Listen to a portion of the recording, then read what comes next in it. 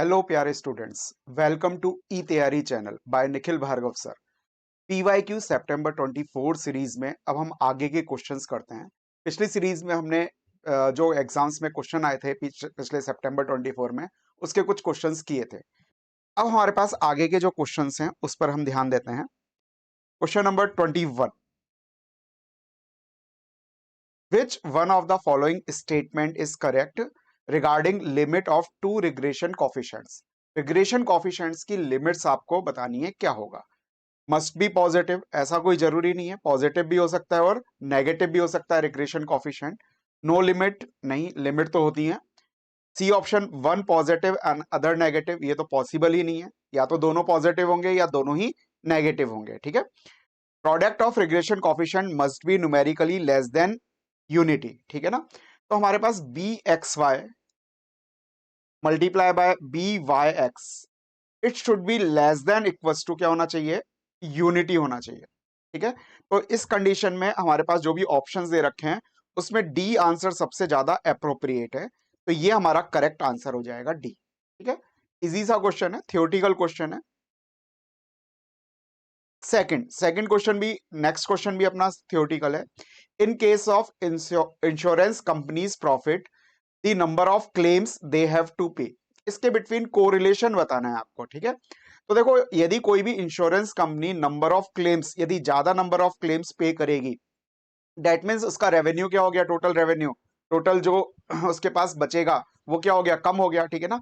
तो insurance company का profit भी क्या हो जाएगा, कम हो जाएगा। ठीक है ना। तो जितने ज्यादा क्लेम्स होंगे प्रॉफिट उतना ही कम होगा। तो इन दोनों में क्या हो गया, नेगेटिव कोरिलेशन हो गया। नंबर ऑफ क्लेम्स हायर होंगे तो प्रॉफिट क्या होगा, लोअर होगा। दोनों अपोजिट डायरेक्शन में चल रहे हैं।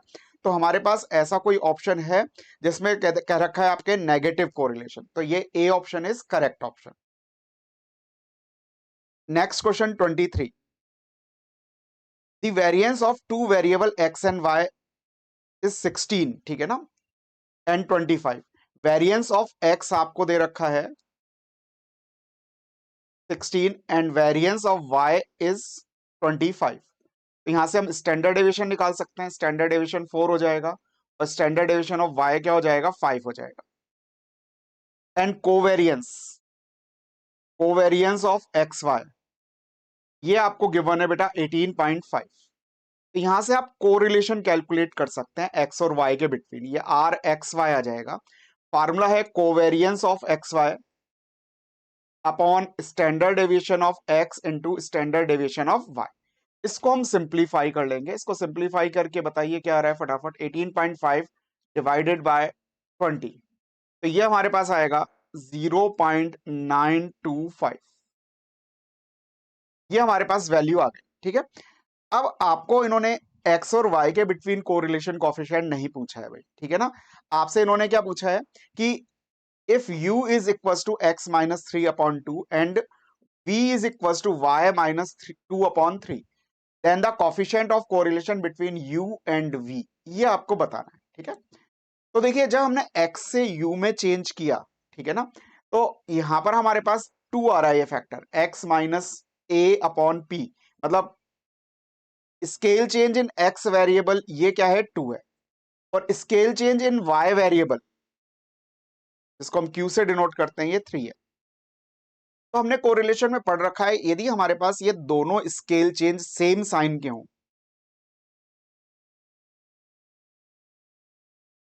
ठीक है, यदि ये सेम साइन के हों तो कोरिलेशन में कोई चेंज नहीं आता है। नो चेंज इन कोरिलेशन, ना तो मैग्नीट्यूड चेंज होगा और ना ही क्या होगा, उसकी डायरेक्शन चेंज होगी। यदि ये अपोजिट साइन के आते तो भी अपने पास मैग्नीट्यूड तो चेंज नहीं होता, केवल डायरेक्शन चेंज हो सकती थी। ठीक है ना। तो फिलहाल हम कह सकते हैं कि हमारे पास जो आर यू वी के बिटवीन कोरिलेशन होगा वो एग्जैक्टली वही होगा जो एक्स और वाई के बिटवीन है, मतलब 0.925। डी ऑप्शन करेक्ट हो जाएगा।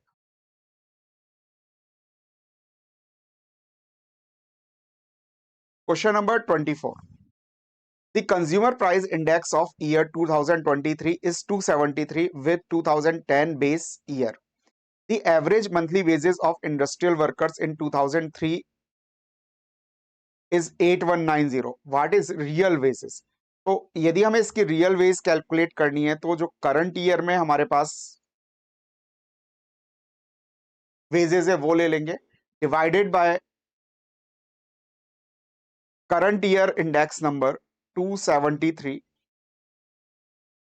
Multiply by base year index number जिससे हम कंपेयर कर रहे हैं, मल्टीप्लाई बाय 100 कह सकते हैं हम। तो इसको सिंप्लीफाई कीजिए, 8190 divided by 273 multiply by 100।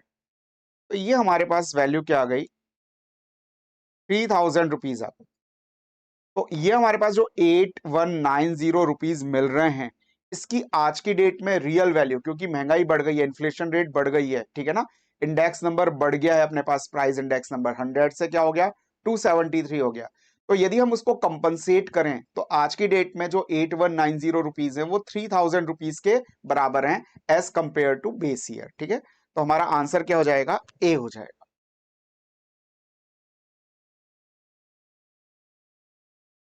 Time reversal test is satisfied by, ठीक है। टाइम रिवर्सल टेस्ट बहुत सारे इंडेक्स नंबर से सेटिस्फाई होता है, ये आपको नोट्स में मिलेंगे अपने, ठीक है ना, सारे किन किन से सेटिस्फाइड होता है। पाशेस से सेटिस्फाई होता है, नहीं होता, लेस्पेयर से भी नहीं होता, ठीक है। Laspeyres method but not Fisher method, Fisher method से तो होता है भाई। Fisher index number time reversal test को भी सेटिस्फाई करता है और फैक्टर रिवर्सल टेस्ट को भी सेटिस्फाई करता है। तो आंसर क्या हो जाएगा, फिशर इंडेक्स नंबर, ठीक है। तो ये तो थियोरटिकल क्वेश्चन है, यदि आपको याद है तो आप इजीली कर सकते हैं। The value index number equals to, value index number का हमसे फार्मूला पूछा है, तो वैल्यू इंडेक्स नंबर को हम V0 से डिनोट करते हैं। इसका फार्मूला होता है summation of V1 upon summation of V0 into 100, current year की वैल्यूज अपॉन बेस ईयर की वैल्यूज का सम इंटू 100। 100 यदि परसेंटेज में डिनोट करना है तो 100, और डेसिमल में डिनोट करना है तो हम 100 मल्टीप्लाई नहीं करते हैं। तो देखो ऐसा ऑप्शन कौन सा है, total sum of the values of given year multiplied, ये तो मल्टीप्लाइड आ गया, total sum of the value of a given year divided by the sum of the value of the base year. तो ये हमें दे रखा है summation of V0 V1 upon V0। C option बेटा करेक्ट है, इसमें प्लस है, इसमें मल्टीप्लाई है, इसमें माइनस है, जबकि हमें क्या करना है, इनको डिवाइड करना है दोनों वैल्यूज, ठीक है। C option is correct option.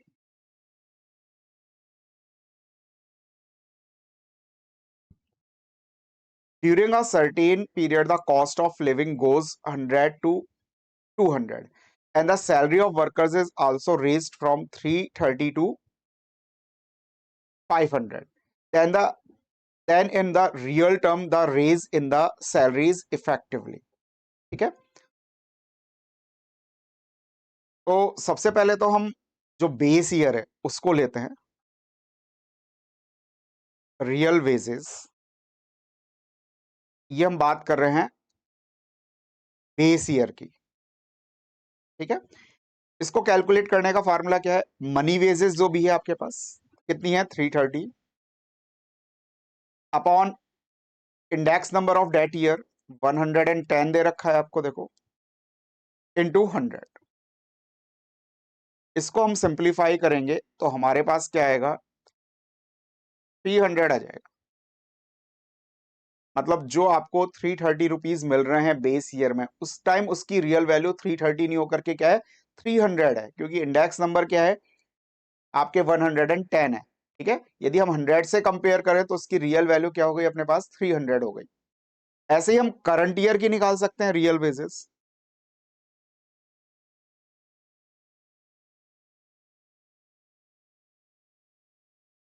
Current year real wages. तो करंट ईयर में हमारे पास मनी वेजेस कितनी है बेटा, 500, इंडेक्स नंबर कितना दे रखा है हमें, 200 मल्टीप्लाई बाय 100। तो ये हमारे पास क्या आ रहा है, 250 रुपीज आ जाएगा, ठीक है। तो देखो हमारे पास बेस ईयर में रियल वेज थी 300, लेकिन करंट ईयर में रियल वेज हो गई 250, तो इसका मतलब हमें 50 रुपीज का लॉस हो रहा है, ठीक है ना। तो आंसर क्या हो जाएगा, लॉस बाय 50 रुपीज। तो ऐसा कोई ऑप्शन है अपने पास, D option, loss by 50 rupees. अच्छा क्वेश्चन है ये, इंपॉर्टेंट लिख लेना भाई, ठीक है। इंडेक्स नंबर पे अच्छे क्वेश्चंस दिए हैं इस बार। Next question, which one of the following test of adequacy is concern with the measurement of price changes over a period of years.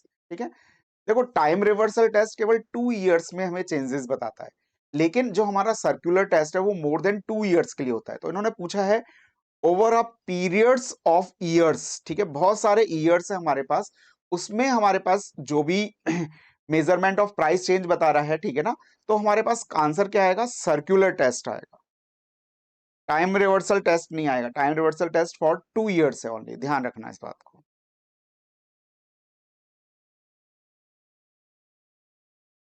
What is the value of, ठीक है, इसको आपको सिंप्लीफाई करना है, तो ये तो आप सिंप्लीफाई करना जानते हैं।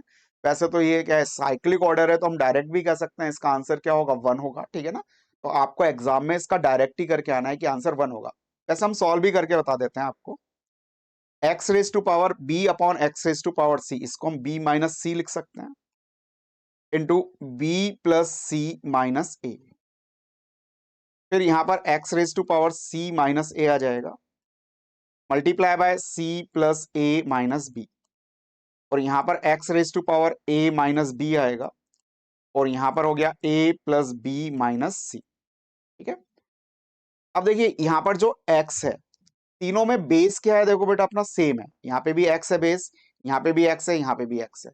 तो बेस सेम हो और नंबर्स मल्टीप्लाई में हो तो पावर्स ऐड हो जाती है, तो हम डायरेक्ट पावर ऐड कर रहे हैं, और इनको साथ में मल्टीप्लाई भी करना है आपको। तो देखो यहाँ पर है b माइनस सी, ये अपने पास क्या है बेटा, b माइनस सी, इसको मैं डायरेक्ट b प्लस सी से यदि मल्टीप्लाई कर दूं तो B square minus C square हो जाएगा। ठीक है, फिर ये b माइनस सी में से इस b को मैं माइनस ए से मल्टीप्लाई कर रहा हूं तो माइनस का ए बी, और ये माइनस सी है, इसको मैं माइनस ए से मल्टीप्लाई करूंगा तो क्या हो जाएगा, प्लस का ए सी। सिमिलरली जब हम इसको सॉल्व करेंगे तो c माइनस ए इंटू सी प्लस ए क्या हो जाएगा, सी स्क्वायर माइनस ए स्क्वायर। फिर c को माइनस बी से मल्टीप्लाई करेंगे तो माइनस का बी सी, और माइनस ए को माइनस बी से मल्टीप्लाई करेंगे तो प्लस का ए बी। सिमिलरली यहां पर ए स्क्वायर माइनस बी स्क्वायर हो जाएगा, ए स्क्वायर माइनस बी स्क्वायर, और यहां पर माइनस बी को माइनस सी से मल्टीप्लाई करेंगे तो प्लस का बी सी, और माइनस बी को सी से मल्टीप्लाई करेंगे, सॉरी ए को माइनस सी से करेंगे तो क्या आएगा, प्लस का ए सी। ये थोड़ा सा गड़बड़ हो गया, इसको वापस से लिखते हैं अपन।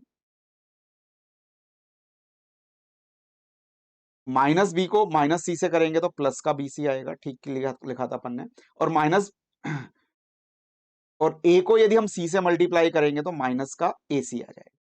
ठीक है, ये आ गया हमारे पास। अब देखो इसमें क्या क्या कैंसिल हो रहा है, B square minus B square, minus C square plus का C square, minus A B plus का ए बी, ए सी और ए सी कैंसिल हो जाएगा, माइनस ए स्क्वायर प्लस का A square, minus B C plus का बी सी। ठीक है, सारी वैल्यूज कैंसिल आउट हो गई, एक्स रेज टू पावर 0 क्या होगा, 1। ठीक है, तो इसका आंसर आप डायरेक्ट लिखिए तो ज्यादा ठीक रहेगा। A number consists of 2 digits. The digits in the 10 place is 3 times of the digit at unit place. 10 place की डिजिट यूनिट प्लेस की डिजिट से 3 टाइम्स है, तो देखो 3 टाइम्स है क्या, 2 3 जा 6, तो ये ऑप्शन हो सकता है, ये नहीं है, ये उल्टा है। ठीक है ना, 3 3 जा 9, ये पॉसिबल है और ये भी पॉसिबल है। ठीक है, एक ऑप्शन तो हट गया अपने पास। If 54 is subtracted from the given number, यदि हम गिवन नंबर में से 54 सब्ट्रैक्ट कर देते हैं, the digits are reversed.